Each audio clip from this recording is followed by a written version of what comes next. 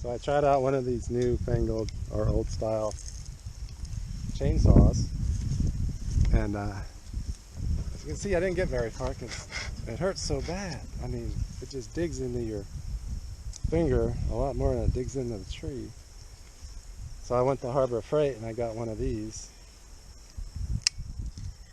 and I said, well, let's just alternate fingers. Let's just wear out one finger and then not the other. Well, that didn't work out very well because it still cut up both fingers. So I went and bought another one. Let's see if I can get this to cut using two handles. I think it's kind of stuck.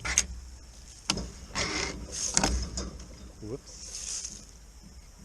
Just broke it. I want my money back. So I turned a circular ring into a oval ring. Oh my god. That is... wow.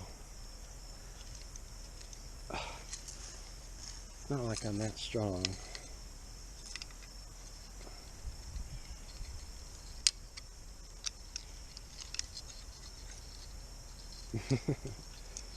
Okay, so pass, fail, fail.